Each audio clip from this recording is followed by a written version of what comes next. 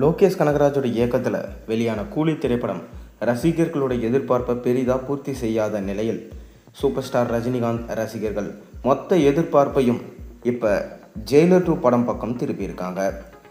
கேரளாவில் தொடர்ந்து ஜெயிலர் 2 படத்தோட படப்பிடிப்பு நடைபெற்று வரும் நிலையில் நேற்று நள்ளிரவு ரஜினிகாந்த் அந்த வழியாக வருகிறார் என்பதை அறிந்த மக்கள் 5 மணி முதல் 6 மணி நேரம் காத்திருந்து பார்த்த காட்சிகள் வைரல் ஆயிட்டு வருது.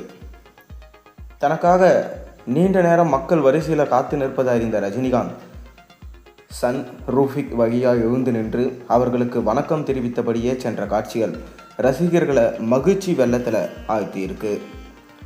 மேலும் மல்டி ஸ்டாரர் நடிகர்களை அழகாக கையாண்ட நெல்சன் இந்த படத்தில் மேலும் சில பிரபல நடிகர்களை இணைத்தும் தகவல்கள் வெளியாயிருக்கு.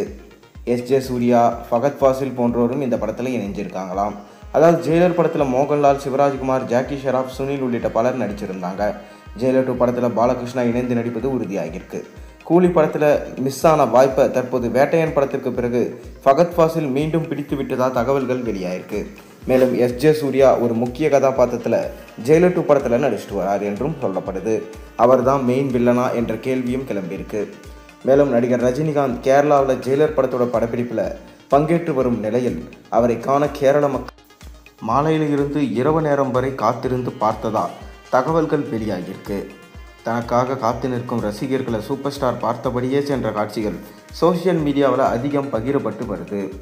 கோலமாவு கோகிலா படத்தின் மூலம் இயக்குனராக அறிமுகமான நெல்சன் டாக்டர், பீஸ்ட், ஜெயிலர் என அடுத்தடுத்து முன்னணி நடிகர்களை இயக்கி மிக பெரும் வெற்றி படங்களை கொடுத்துட்டு வராரு.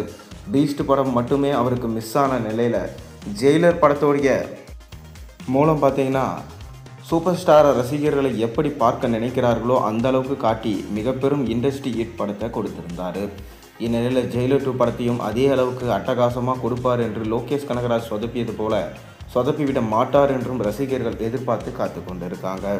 மேலும் 1000 கோடி இதுதான் இப்போ தமிழ் சினிமாவில் மிக ட்ரெண்டிங்கெல்லாம் போயிட்டுருக்கு. கூலி படம் அதை வசூல் செய்யும்னு பார்த்தா 500 கோடியோட ஸ்டாப் ஆகிடுச்சு. இப்போ அந்த எதிர்பார்ப்பை ஜெயிலர் 2 படத்து மேலே ரசிகர்கள் திருப்பியிருக்காங்க. எது எப்படி இருந்தாலும் ஜெயிலர் 2 படத்து வரும்போது தெரியும். பொறுத்திருந்து பார்ப்போம். நீங்கள் என்ன நினைக்கிறீங்க? ஜெயிலர் 2 படம் சாதனை செய்யுமா செய்யாதா? உங்கள் கருத்துக்களை மறக்காமல் கீழே கமெண்ட்டில் சொல்லுங்கள். மேலும் சேனலில் போடுற ஒரு வீடியோஸும் பிடிச்சிருந்தா மறக்காமல் சேனலை சப்ஸ்கிரைப் பண்ணி லைக் பண்ணுங்கள், பெல் ஐக்கனை ப்ரெஸ் பண்ணுங்கள். அப்போ தானே போகிற வீடியோஸ் எல்லாம் நோட்டிஃபிகேஷனாக வந்து சேரும்.